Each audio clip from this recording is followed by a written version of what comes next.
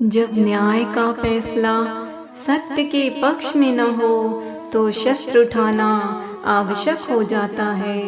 अर्थात अन्याय को कभी सहन मत करिए और हमेशा इतना हौसला तो रखिए कि अन्याय का प्रतिकार कर सकें। जीवन ना तो भविष्य में है ना अतीत में है, जीवन तो केवल इन्हीं क्षणों में है। तुम्हारी किस्मत में लिखा कोई तुमसे छीन नहीं सकता है, और अगर तुम्हें भगवान पर भरोसा है तो तुम्हें वह भी मिलेगा जो कभी तुम्हारा हो नहीं सकता था। इंसान स्वयं का मित्र या शत्रु होता है, क्योंकि वह स्वयं ही पतन या उद्धार करता है। इस संसार में कुछ भी अकारण नहीं होता है, जो भी होता है उसका एक कारण अवश्य होता है। मुक्ति का द्वार तो केवल भगवान की भक्ति ही है, जिसे हम सभी को स्वीकार करना चाहिए। एक अनुशासित व्यक्ति ही स्वयं का, समाज का, देश का विकास कर सकता है। कृष्ण कहते हैं, मैं सब में हूँ, मैं शुरू से पहले भी था, और जब सब खत्म हो जाएगा तब भी मैं रहूँगा। सब मुझ में है, मैं सब में हूँ, मैं ही सर्वव्यापी हूँ। परीक्षा रूपी जीवन में मनुष्य निरंतर कुछ इच्छाएं रखता है। कुछ इच्छाएं एक जन्म काल में तो पूरी हो जाती हैं और कुछ इच्छाएं अधूरी रह जाती हैं, जिनके फलस्वरूप आत्मा को पृथ्वी पर पुनः पुनः आना पड़ता है। परीक्षा खत्म होते ही आत्मा शरीर को त्याग कर नई मंजिल की ओर चली जाती है।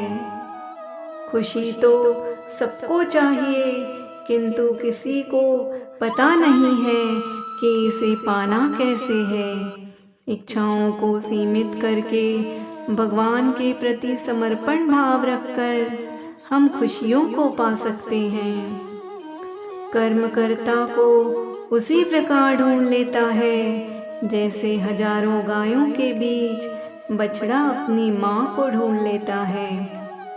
अतः बुरे कर्म करके यदि हम ये सोचें कि हम बच जाएंगे तो यह तो बिल्कुल ही गलत है। चाहे कोई भी काल क्यों न हो, आपके कर्म आपको ढूंढ ही लेंगे और आपको आपके कर्मों का फल तो अवश्य मिलेगा। इस संसार में कुछ भी स्थायी नहीं होता है, सब कुछ नश्वर है। अर्थात इस नश्वर संसार में सदैव अपने परमात्मा का स्मरण करते रहिए, क्योंकि एक वही तो है जो अविनाशी है। जल्दबाजी में किया गया विश्वास और बिना मेहनत के की गई आस, इन दोनों का परिणाम तो केवल धोखा ही होता है। क्या फर्क पड़ता है कि लोग तुम्हारे बारे में क्या सोचते हैं? तुम्हें तो यह निश्चित करना है कि लोग अपनी सोच से तुम्हारा भाग्य लिखेंगे या फिर तुम अपना भाग्य खुद लिखोगे।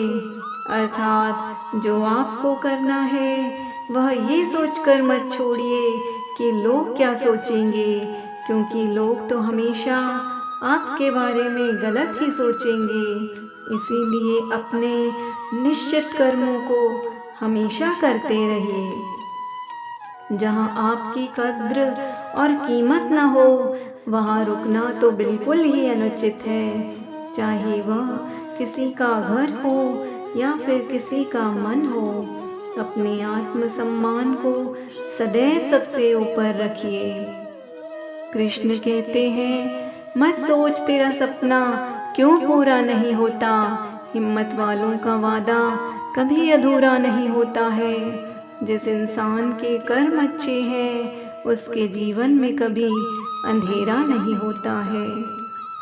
दर्द एक संकेत है कि आप जिंदा हैं, समस्या एक संकेत है कि आप मजबूत हैं, और प्रार्थना एक संकेत है कि आप अकेले नहीं हैं। उस इंसान से कभी झूठ मत बोलिए जिसे आपके झूठ पर भी विश्वास हो। व्यर्थ की चिंता और भय तो एक रोग के समान है जो आपकी आत्मीय शक्ति को छिन्न भिन्न कर देंगे।